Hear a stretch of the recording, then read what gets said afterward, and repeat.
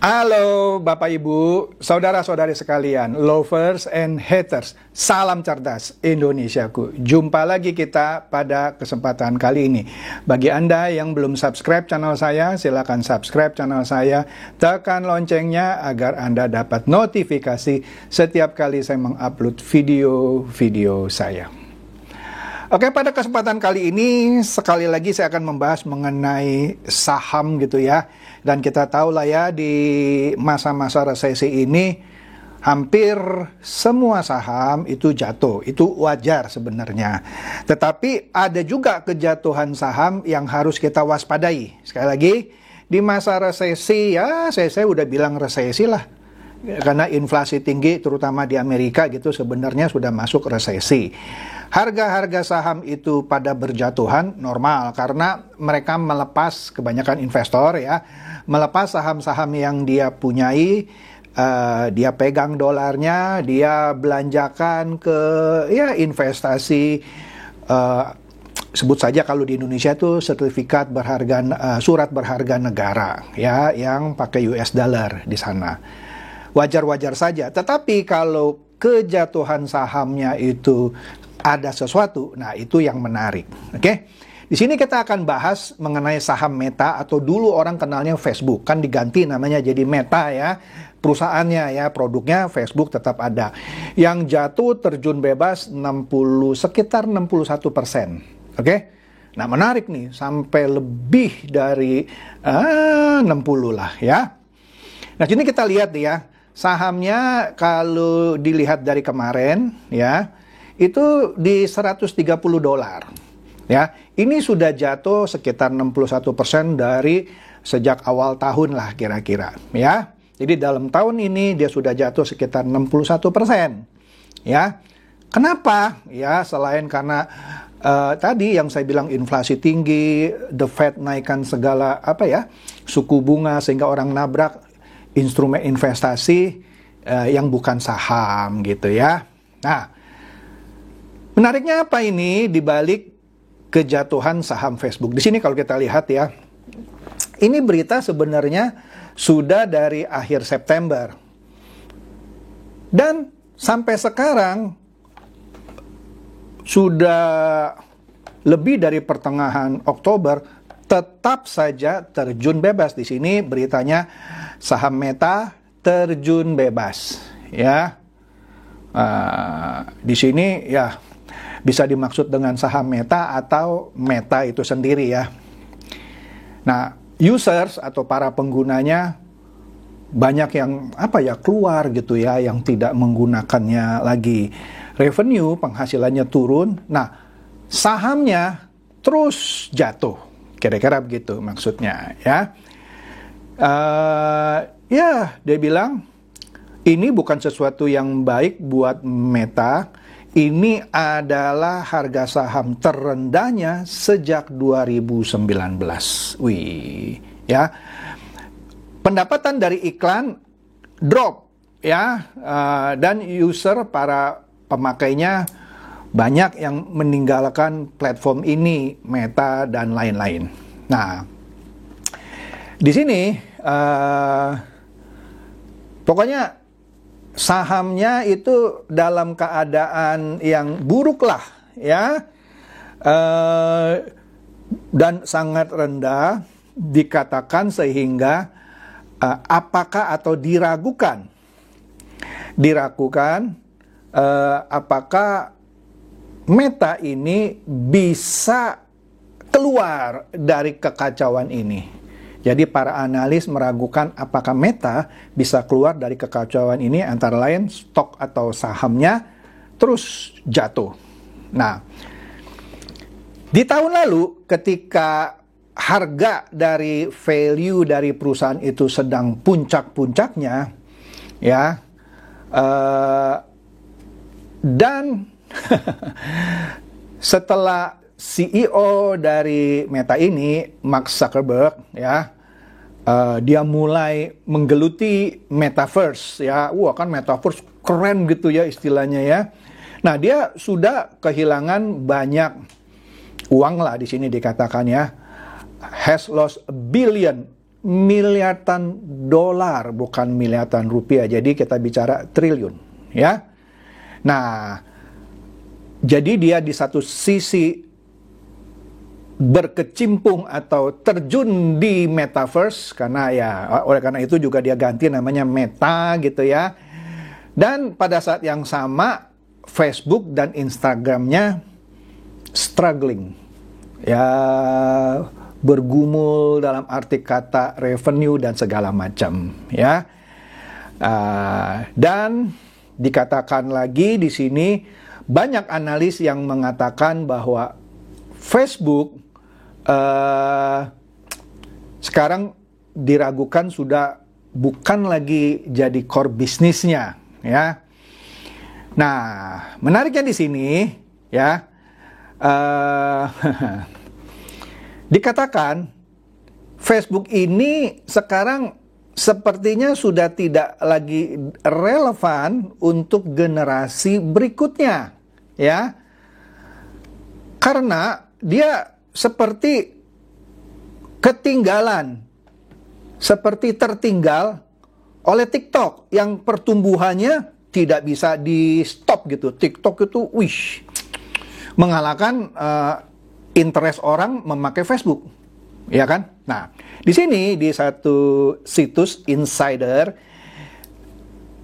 dia mempertanyakan, seakan-akan Mark Zuckerberg ini perlu berapa tanda lagi sih untuk supaya dia keluar dari pertarungan di metaverse. Jadi ini juga ya, apa istilahnya, seperti mungkin nyindir kali ya. Ini baru nih, beritanya baru minggu lalu gitu ya. Jadi dikatakan, Mark Zuckerberg, lu perlu berapa tanda lagi sih untuk lu keluar dari metaverse gitu ya. Wah, ini menarik nih ya. Kenapa dikatakan? Nah, berkecimpungnya Mark Zuckerberg atau terjunnya Mark Zuckerberg ke bisnis metaverse, ya, menimbulkan sejumlah sebenarnya warning gitu ya, sejumlah ya tanda-tanda tidak bagus lah gitu ya. Jadi dikatakan seharusnya Zuckerberg itu berhenti sebentar, merefleksikan diri dan mempertanyakan kepada dirinya sendiri sebuah pertanyaan penting. Sudah cukupkah? Apakah yang sekarang sudah cukup? Apakah masih mau terus? Nah, kira-kira gitu ya. Nah, Zuckerberg ini tahun lalu ketika dia mengganti nama perusahaannya dari Facebook menjadi ya tadi Meta, ya, karena dia menganggap metaverse itu menjadi sesuatu yang utama ya di dalam 5 sampai 10 tahun ke depan, ya. Tetapi dengan menyatakan itu dan terjunnya dia serius gitu ya, kalau kita lihat ya, justru membuat perusahaannya seperti diuji, ya. Nah, karena satu, biayanya mahal, tetapi tidak mendapatkan tanggapan yang antusias ternyata dari publik. Nah, di sini dikatakan visi dari Zuckerberg ini seperti terbentur dengan batu karang gitu ya, sebut saja ya. Nah, di sini dia sudah sering direview lah seperti Wall Street Journal dan juga New York Times ya, bahwa seperti Mark Zuckerberg sudah menghentikan perekrutan ya, dan bahkan ada berita-berita seperti di sisi lain dia harus mem-PHK sejumlah karyawan ya. Nah, pada saat yang bersamaan Meta sudah mengeluarkan 15 miliar dolar. Anda kali saja 15 kali 15.000 deh. Berapa? Ya. Kalau kali 10.000 saja, kalau kali 10.000 saja sudah 150 triliun. Ini 15.000 itu 225 triliun sekian. Ya. 225 triliun rupiah untuk proyek metaverse ini, ya. Nah, dikatakan di sini ini adalah pertaruhan yang sangat beresiko gitu ya. Nah, karena dia mempertaruhkan uang yang sedemikian besar untuk masa depannya, tetapi pada saat yang bersamaan dia menghadapi sejumlah kendala di bisnis utamanya, yaitu si Facebook dan di Instagramnya, ya. Nah, di sini, astaga, Zuckerberg kan pernah berujar gitu ya, bahwa Metaverse adalah pengganti dari mobile internet. Yang mana pada saat itu CEO dari Apple yaitu Tim Cook menyatakan hal yang berlawanan. Dia tidak yakin apakah orang-orang akan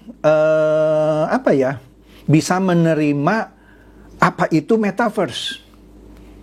Ya. Tetapi Zuckerberg ya dia all in ya, dia mati-matian lah ya.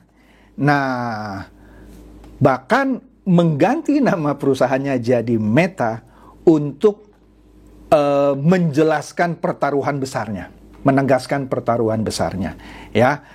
Nah, jadi dia menyatakan teknologinya sudah ada untuk membawa orang-orang ke virtual, dunia virtual, ya. Wah, jadi dia yakin sekali. Nah, di sini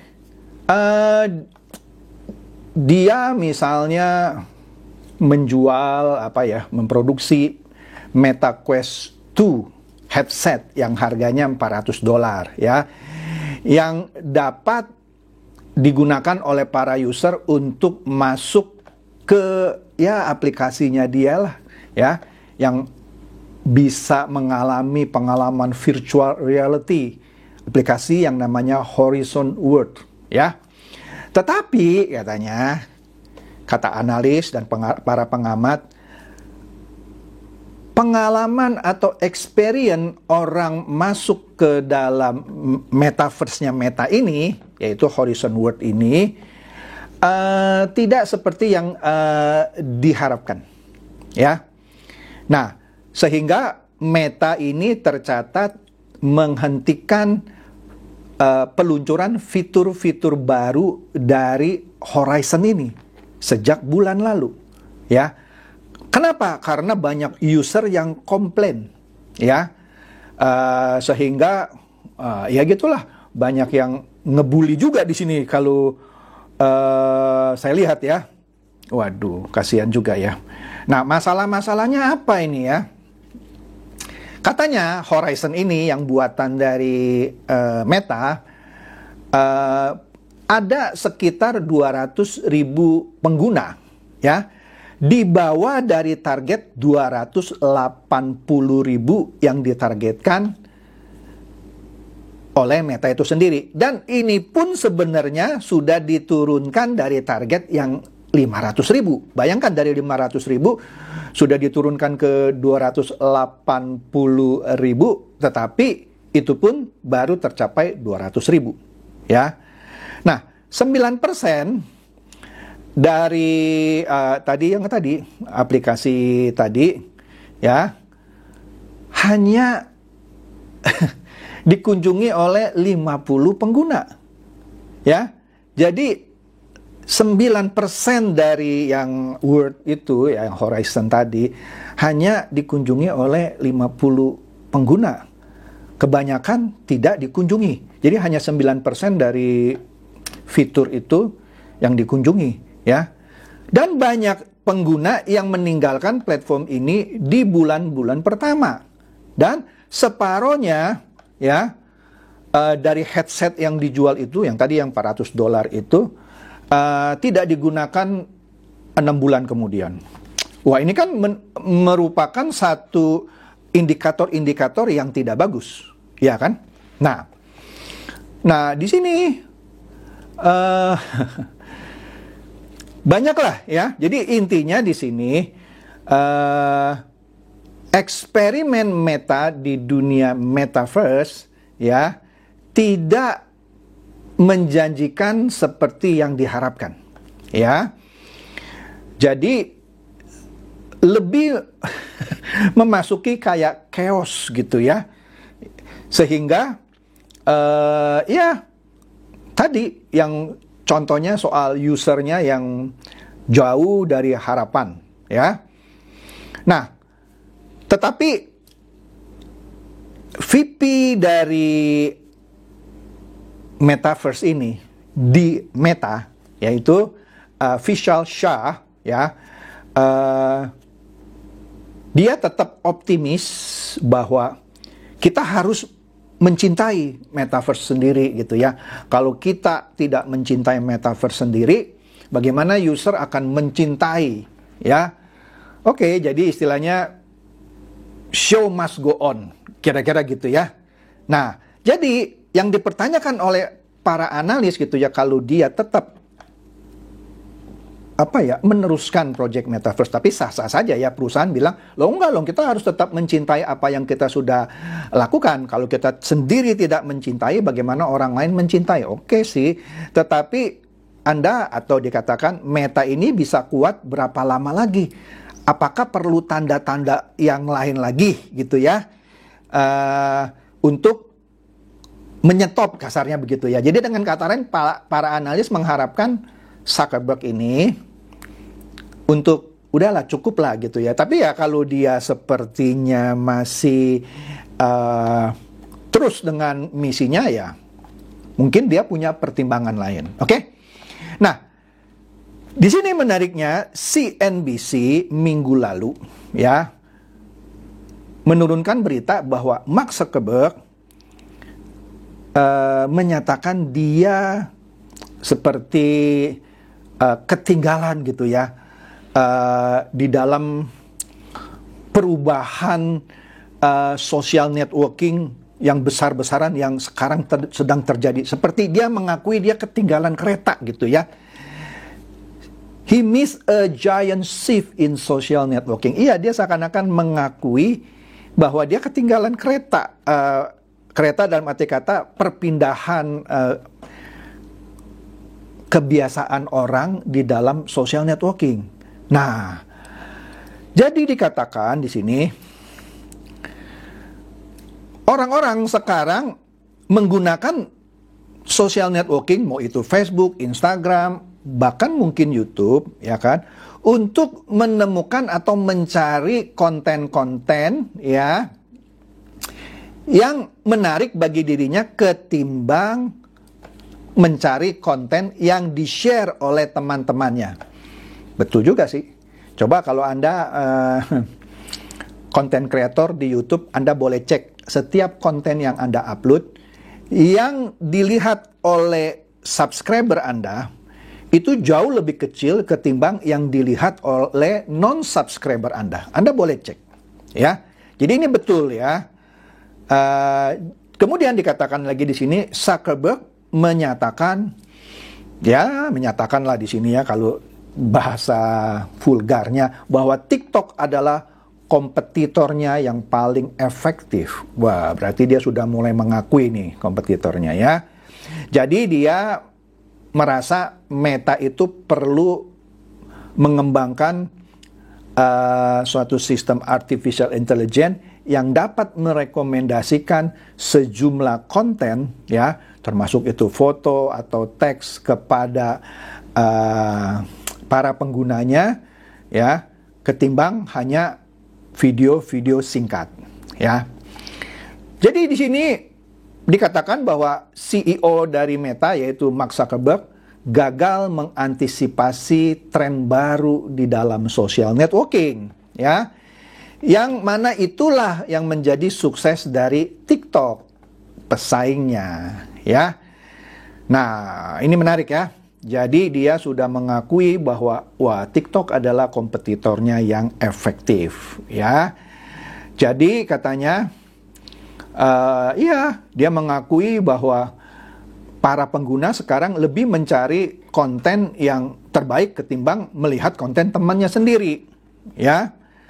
Nah, analis juga menyatakan bahwa kesuksesan TikTok ya karena algoritmanya yang dalam hal ini dikatakan lebih baik lah gitu ya ketimbang algoritmanya dari si Facebook ya, sehingga dia bisa merekomendasikan video-video yang menarik sesuai dengan kebiasaan si penggunanya ya. Nah, oleh karena itu di sini dikatakan bahwa karena hal-hal seperti itulah yang membuat saham si Meta ini jeblok lah gitu ya. Nah, menariknya lagi di sini dikatakan bahwa di Wall Street Journal, sebuah situs ya, Wall Street Journal kan selain membahas mengenai financial, dia ternyata ada rubrik teknologi ya. Di sini dikatakan kasihan juga ini, flagship atau kepemimpinan lah sebut saja Meta di dunia metaverse ya menurun ya. Jadi dikatakan baru saja setahun Facebook merebranding perusahaannya menjadi Meta ya di dalam pertaruhannya untuk memasuki dunia metaverse, tetapi ya fakta di lapangan para pengguna sepertinya tidak interest ya masuk ke dalam inisiatif metaverse yang diluncurkan oleh Meta ya. Jadi di sini